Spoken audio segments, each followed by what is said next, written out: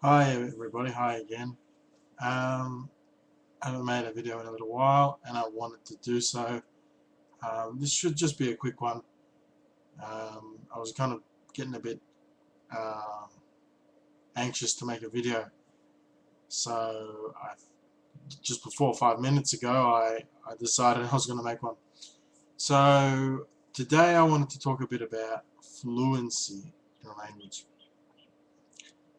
Fluency. This is a word I think that gets thrown around quite a bit. A lot of people talk about it, both in the language community, the language linguist, polyglot community, whatever you want to call it. But not only that, but also in many other people use this term. And if you're a language learner yourself and you're interacting with others, and they ask you, how many languages you speak, you tell them, and they say, "Are you fluent in these languages? Are you fluent in this language?" Um, yeah, I just think it's quite hard to define what this fluency is. And I've heard a few definitions.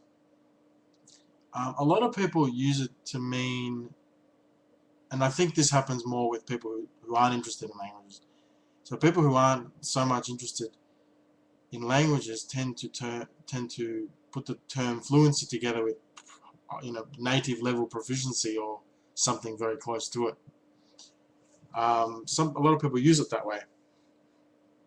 So, for example, they tend to use the word fluent to mean you're bilingual in those two languages, and they're equal, as in you're just as good. If your native language is English, for example, and you grew up also with, let's say, Chinese, and you grew up with those languages at the same time, and you're just as proficient in both languages, or more or less the same. A lot of people use this term use the term fluency to describe this scenario, and I think that's a little extreme. I think that's very extreme. Obviously, I think fluency is a lot more than just knowing a few phrases and a few words and saying, "Hi, how are you? How's the weather?" It's definitely a lot more than that. And I've heard some good definitions. That other term, fluency used to describe native level proficiency, is a bit ridiculous in my view.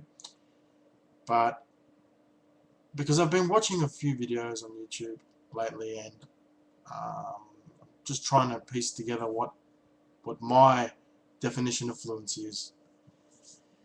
And I think it's somebody told me a long time ago, fluency, or when you first start learning a language, um, and you're not very good at it, you don't understand it, you don't have a feel for it yet. Okay, that's not fluency. That's definitely not fluency. You're parroting words. One of my viewers wrote me a message one time, and I thought this was a pretty good definition. So I'm definitely not claiming this is my own. And he said to me, fluency happens when you can be creative with language. So, in other words, when you first learn, I think what he means, when you first start learning a language, you can't say very much, and the things that you can say, you're only repeating from a book or from what someone's told you. You're sort of just repeating those phrases, and that could be seen as communication, but not fluency. So you're using those words and phrases, but you don't really have a feel for the language. You couldn't use those words and phrases by yourself at the drop of a hat. When you really needed them. Someone asks you a question, you can't come back with a response that quickly. So you're not fluent yet. You start to become fluent, I think, when you can, with what you've got, the knowledge that you have of the language, you can use, and you can use it on command. You can use it very quickly. You're able to understand what someone said to you, in most cases at least, and be able to have an answer ready for them. So this is maybe what fluency is. Well, I think anyway. So fluency is being able to be creative in language, carry on a conversation. To me, fluency is being able to carry on a conversation about a lot of topics. Not extremely extremely complex topics, but everyday sorts of topics.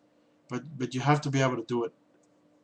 Um, yes, very quickly and on command, and be creative with the vocab that you have, and be able to use it in the appropriate context. This is what I would consider to be fluency. Using the knowledge you have in that language in the right context, and being able to come up with answers and thoughts quickly. Fluency, in my view, does not mean knowing every single word, being able to discuss very complex topics such as politics in depth. That's very difficult to do because you might not even do it in your native language. Yes, so you could be fluent. And that could be one definition. I just don't think that we can all agree on what fluency is. Yeah, so that could be it. I'm just thinking, because I think you can be fluent while still being limited to some degree. I was watching one of Steve Kaufman's videos, and someone commented about, I can't remember what it was. It was something like, if you're an educated, for example, I'm a native English speaker, and if I'm learning another language, that language that I'm learning, I'm an academic sort of person. For example, let's say, and I've studied a lot, and I've spent many years on that language as well. Therefore, I'm an educated person in my own language. I should have, a good command of vocab in my own language and a good command of vocab in that language, which is true. If you have a good command of English vocab, this will help you learn and understand the concept of new vocab that you learn in your target language. Definitely. But as well, you can be fluent. For example, there would be native speakers of a language that aren't educated. Maybe don't use sophisticated vocabulary, but they would be very fluent. They would be native level. So they may be native level fluency, but not, but they will be limited to some degrees. But you still can obviously be fluent. If a native speaker can be limited, then yeah, I think anybody can be fluent in a language. Fluency doesn't mean knowing everything, but it does mean you are able to use the language when you need it and how in the appropriate way and quickly, as I said. So that's a very rough definition. I'm not using any linguistic terminology, but yeah, that's what I think. So I guess everybody's definition is different. For some people it might be native level, for others it may be just to be able to carry on a conversation. Yeah.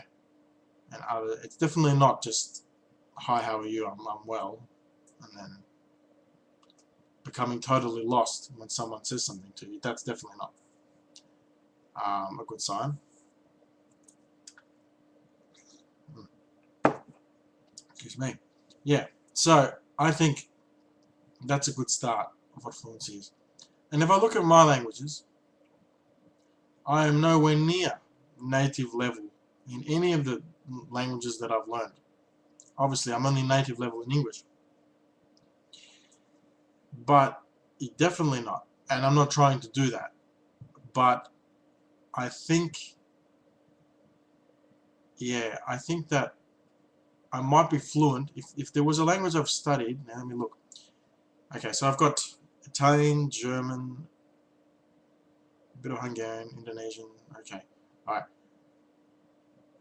I guess because I'm so used to using the Italian language every day, I'll probably sort of have this kind of fluency. I've kind of created this kind of fluency within the vocabulary that I know. I don't talk about advanced topics. I don't really challenge myself with that sort of thing, with a wider range of vocabulary and topics. I do speak quite a bit. I'm in the habit of speaking.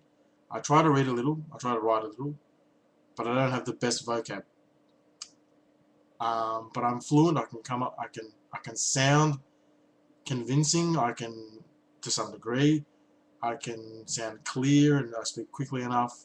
I don't stumble around too much. So I guess this could be perceived as fluency from someone who doesn't know the language. I appear that way. So it's a combination of things. I would say that I'm limited, but I'm fluent with the topics that I can discuss.